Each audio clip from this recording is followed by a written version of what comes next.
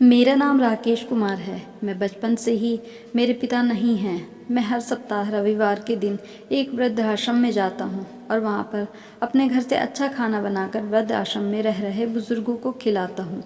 उन बुज़ुर्गों में ही मुझे अपने माँ बाप महसूस होते हैं। एक रविवार मैं अपने घर से बनाए हुए खाने को वृद्धाश्रम में रह रहे बुज़ुर्गों को खिला रहा था। तभी मेरी नज़र अकेले में एक बेंच पर बैठे बुज़ुर्ग पर पड़ी। मैंने उन्हें खाने के लिए आवाज़ दी, लेकिन ऐसा लगा कि उन्होंने मेरी आवाज़ सुनकर अनसुनी कर दी हो। तभी मेरे बगल में खड़े एक बुज़ुर्ग ने बताया कि ये आज ही वृद्धाश्रम में सुबह सुबह आए हैं। इनका बेटा कहकर गया है कि वह कुछ महीनों के लिए कनाडा जा रहा है।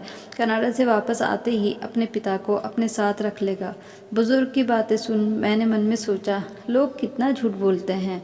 जब अपने पिता को अपने साथ नहीं रखना है तो साफ साफ क्यों नहीं कह देते, झूठा दिलासा देकर क्यों जाते हैं। बेचारे बूढ़े माँ बाप अपने बेटों के इंतज़ार में अपनी ज़िंदगी गुजार देते हैं, लेकिन बेटे कभी सुध लेने नहीं आते। हाँ, सही है कि इनके गुजारे के लिए पैसे ज़रूर भेज देते हैं। कई तो ऐसे हैं जो शुरू के कुछ महीने तो पैसे भेजते हैं, उसके बाद ना तो वे अपने माँ बाप की खोज खबर लेते और ना ही पैसे भेजते हैं। आज की दुनिया में ऐसा लगता है कि बुज़ुर्ग होना सबसे बड़ा अपराध हो गया है। सबको खाना खिलाने के बाद मैं बेंच पर अकेले बैठे बुज़ुर्ग के पास गया। मैं जाकर उनके बगल में बैठ गया। मैंने महसूस किया कि वह बुज़ुर्ग रो रहे हैं। मैंने आखिर उन बुज़ुर्ग से पूछ ही लिया, अंकल आप क्यों रो रहे हैं।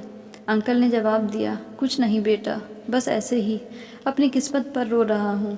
जिस बेटे को पढ़ा लिखा कर आज डॉक्टर बनाया, उसके पास सैकड़ों मरीजों को रखने के लिए तो बेड हैं, लेकिन एक बाप को रखने के लिए बेड नहीं है, क्योंकि वह मरीज़ उसे उस बेड के लिए पैसा देते हैं। लेकिन एक बूढ़ा बाप कहाँ से पैसे देगा। इसलिए बेटे ने वृद्धाश्रम पहुँचा दिया। आज मेरे बेटे बहू ने मुझे घर से बाहर कर दिया। कहाँ जाऊँगा मैं अब। किसी रिश्तेदार के पास भी अगर जाऊँ तो कितने दिन रह सकता हूँ। आज के समय में कोई भी अपना नहीं होता। लोग जब अपने माँ बाप को साथ नहीं रखते तो दूसरे के माँ बाप को क्यों रखेंगे। ये कहकर अंकल फूट फूट कर रोने लगे। रोते रोते कहने लगे, ये सब मेरे ही कर्मों की सज़ा है। सच ही कहा गया है, जैसा इंसान करता है उसको अपने कर्मों की सज़ा इसी पृथ्वी पर भुगतनी पड़ती है। स्वर्ग नर्क कहीं और नहीं, इसी पृथ्वी पर होता है। मैंने अंकल से कहा, अंकल आप क्या कह रहे हैं, मुझे कुछ समझ नहीं आ रहा है। आप मुझे अपना बेटा समझकर सब कुछ चाहे तो बता सकते हैं, शायद मैं आपकी कुछ मदद कर पाऊँ। बेटा, बात उन दिनों की है जब मैं कोलकाता में रहा करता था। मेरा पुश्तैनी घर कोलकाता में ही था।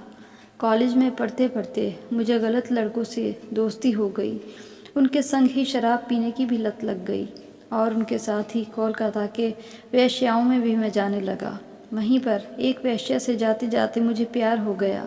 धीरे धीरे वह भी मुझसे प्यार करने लगी।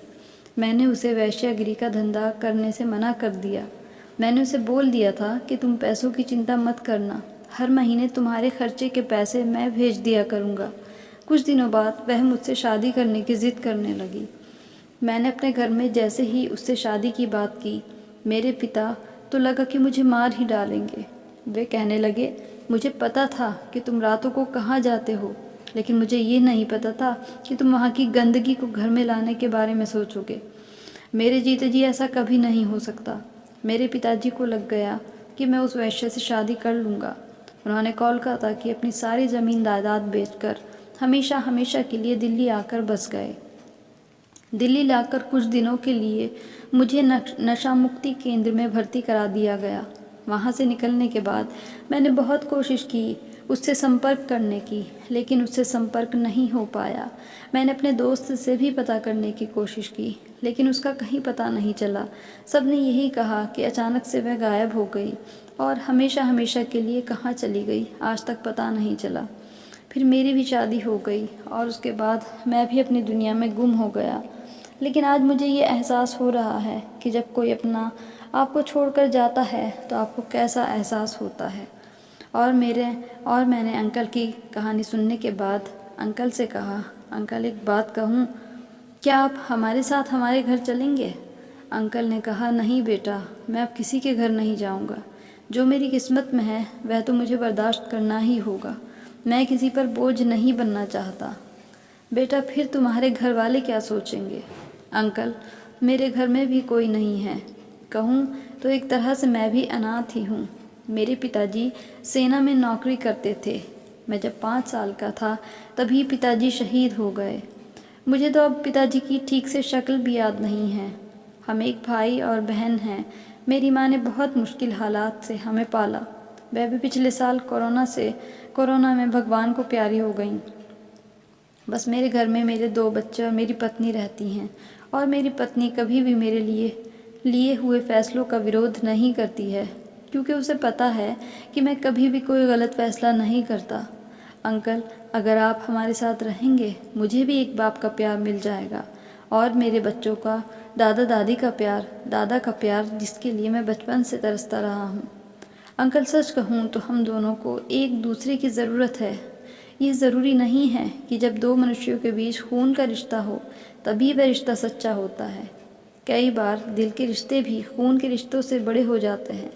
अंकल, जिसके पास बेटा नहीं होता है वह अनाथालय जाकर बच्चों को गोद लेता है और अपनी सूनी गोद उस बच्चे से भर लेता है।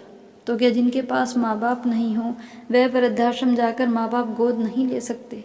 मेरी बातें सुन अंकल की आंखों से आंसू झरझर बहने लगे। वह आकर मेरे गले लग गए और उन्होंने गले लगकर कहा, एक मेरा सगा बेटा था जिसने मुझे बोझ समझकर वृद्धाश्रम पहुंचा दिया, और एक तुम हो जिससे मेरा कोई रिश्ता नहीं है, फिर भी तुम अपने परिवार के साथ मुझे रखना चाहते हो। अंकल, मैंने आपसे कहा ना, मुझे माँ का प्यार तो मिला, लेकिन मैं अपने पिता के प्यार से बचपन से ही महरूम रहा। लेकिन मैं आपको अपना पिता बनाकर अपने साथ रखना चाहता हूँ। अगर आपको बुरा ना लगे तो क्या मैं आज से आपको बाबूजी कह सकता हूँ? यह सुन अंकल की आंखों से आंसू के झरने बहने लगे। उन्होंने कहा, रुको बेटा, अभी मैं अंदर से आता हूँ। अंकल अंदर गए और वहाँ से अपना बैग लेकर मेरे साथ चलने के लिए तैयार हो गए। आज अंकल मेरे साथ ही रहते हैं, लेकिन अंकल की तरह नहीं बल्कि मेरे पिता की तरह। वह भी मेरे बच्चों के साथ दादा की तरह रहते हैं, और बच्चे भी उनको अपने दादा से बिल्कुल भी कम नहीं समझते। तो वैसे तो ये कहानी काल्पनिक है, लेकिन मेरा मानना यह है कि धीरे धीरे हमारे समाज में यह बदलाव भी होना ज़रूरी है। जब हमारे पास कोई बेटा बेटी नहीं होता है तो हम अनाथालय जाकर बेटा या बेटी गोद लेते हैं। तो क्या हम माता पिता को गोद नहीं ले सकते हैं? ये पहल करने की ज़रूरत है। तो कहानी अगर आपको अच्छी लगी हो तो इसे अपना प्यारा सा एक लाइक दे दें, इसको शेयर करें और कमेंट करके बताइएगा ज़रूर कि आपको किस तरह की कहानियाँ सुनना पसंद है। और अगर चैनल पर नए हैं तो इसे सब्सक्राइब कर लें, और अभी तक नहीं भी किया है तो भी सब्सक्राइब कर लें। कहानी देखने के लिए बहुत बहुत शुक्रिया।